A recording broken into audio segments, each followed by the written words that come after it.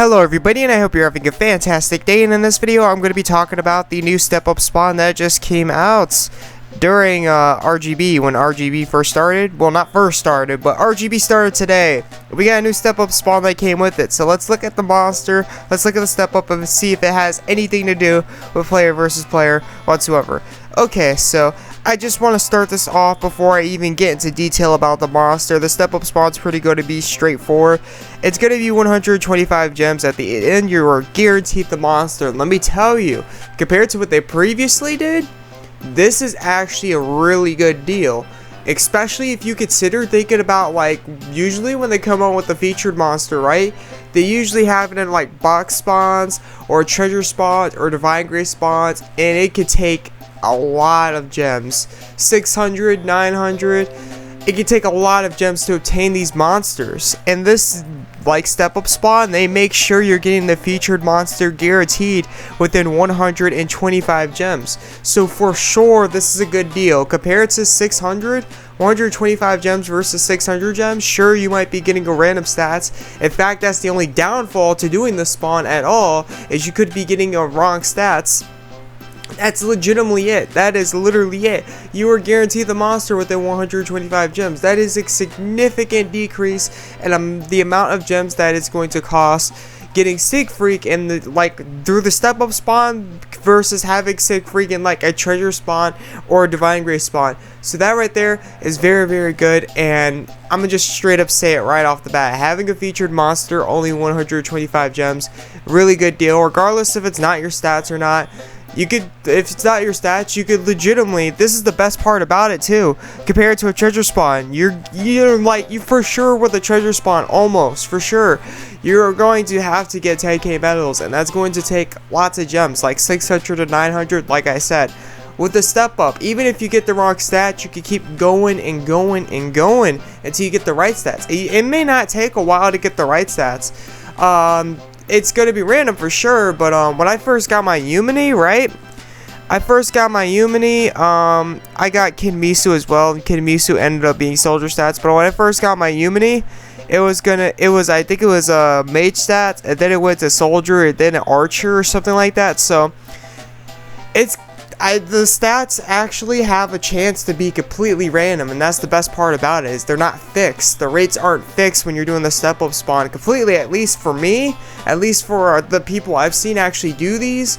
They might be for some, I'm not exactly sure, but I have seen people getting like all different types of stats through these types of step-ups that they have to offer with like the new feature monster. So that's my intake on that and everything surrounding it. And of course, you're getting extra stuff like 1 droplet of ether, 1 awakening orb. Well, you're getting a total of 6 droplets of ether, my bad. First one's going to be 1 SSR guaranteed. Second one's going to be 1 select defense gear. The third one's going to be 1 select weapon, and this is what they have to offer right here. They have around, I think it's 36 to 37 costs being the highest right here, as you can see. And they offer these weapons are going to be orientated around helping damage with some of the newer skills. Rapid fire and feather rain is almost never used on an archer, so I personally don't recommend that, even as a like bow personally. It does give good stats. Some of the skill is good, but not all of it, because most archers don't use feather rain or rapid fire for DPS whatsoever, so keep that in mind. So they go as high as 36 cost. Weapons, 37 cost armors. They're 37 cost armors, but they're 36 cost weapons. I don't know why it's 1 cost below. 18 just does that. So if you're new to this channel or you haven't noticed, keep that in mind, that A-Team likes to make the weapons 1 lower cost than the monsters and the armor. And then they go as low, as you can see right here, we have 235 sets, 234 sets, and there was a 236 sets, as low as 34 costs right here. As you can see, 237 sets right here, 236 sets, 35s right there, and that's pretty much that and everything surrounding it. So now that I'm done talking about the step-up spawn and everything surrounding it, wait, hold on. Before you want to make sure you can do the full step up. I'm not sure if some of you are unaware. There has been some people that watch my videos and being like, oh, the step up's good, he's recommending it, let's do it, and then don't finish the full step up. You want to finish the full step up. If you're not finishing the whole step up, there's absolutely no purpose in doing it whatsoever. The whole point is to get Siegfried. And to be fairly honest, you're probably not. You're almost guaranteed. Almost guaranteed. There is a chance, but you're almost guaranteed not to get Siegfried until the last step. So keep that in mind. It's 125 gems, and unless you're doing all the way to like through the end, where you're gonna get Siegfried guaranteed, I don't recommend doing the step up spawn. But other than that, let's actually talk about the monster and see if it's going to be worth your 125 gems. Okay, so right here we have a lot of text to go through. Okay, so let's start. Okay, so it's going to target all enemies. So this is not going to be a single hitting move like the previous Siegfried. It's going to be 140 ability power. It's going to have a success value of 80, so there's a chance to miss. And it's going to hit 3 to 6 times for magic damage light. If you know how much Tristan does, it's pretty much like another Tristan or another Unity. It's almost like another Unity. It's pretty much like another Tristan, except with this one, all your hits are not guaranteed to hit. Tristan's hits, all of its hits are guaranteed to hit. This one's not. So that's pretty much the biggest difference in damage. If you're wondering what the damage would look like, that's pretty much it. This does pretty good damage. I'm not gonna say it's the best damage in the game. It's not OP damage. It's not game breaking damage. It's pretty good damage for sure. Okay, so it's gonna have an ability power boosted by 10 for each increased skill level. So it's also gonna go up a little more damage wise. But before I move on completely, some of you might need to know a little more about the attack. It's going to hit 3 to 6 times, so, and of course it's obviously going to miss. So honestly, it can hit anywhere from 1 to a full 6 times, to be fairly honest. So that's why I'm saying it's good damage. If it hits 6 times, absolutely, or 5 times, absolutely, that's excellent damage. I'm not going to say it's top tier still, but it's excellent damage. But if it only hits 3 times, it's not a lot of damage. Well, it's decent. That might be between decent and good, to be fairly honest. So anyways, moving on from there, let's actually go to the other abilities it has. It's going to reduce the stats of 50% for all enemies for 60 seconds. It's going to increase the max HP by 100% for 60 seconds for all allies. It's going to apply 40% damage reflection for 60 seconds. It's going to remove status elements for all allies. Is going to fill use gauge by 20 for all allies. And this is the weird thing. Most of these monsters fill the Unison gauge by 20 for all allies, excluding yourself. I mean, I don't think it can really happen considering you already have, unless you have like a treasure hunter that has the extended Unison. I don't think it's possible considering you can only get up to 100% Unison. But it works on you apparently too, is what they're trying to say. So, not that it really matters unless you really want to test it just for craps and giggles, because you can't go past 100%. But anyways, moving on from there. First monster I've seen that does that, there might have been a couple I'm not thinking of. But anyways, it's also going to apply Kinjin. Kinjin is like a sister to, oh no, it's Kinjin is a brother to Blessing and a son of the all-famous buff hero.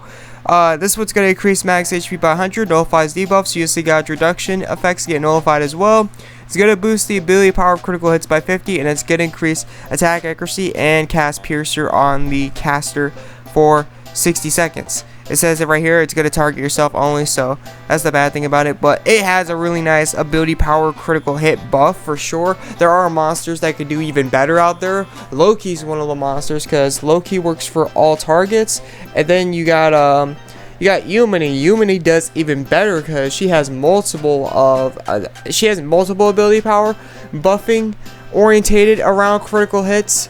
Abilities in her ability, so there's monsters that do even better than Kinjin, though Kinjin does help for sure.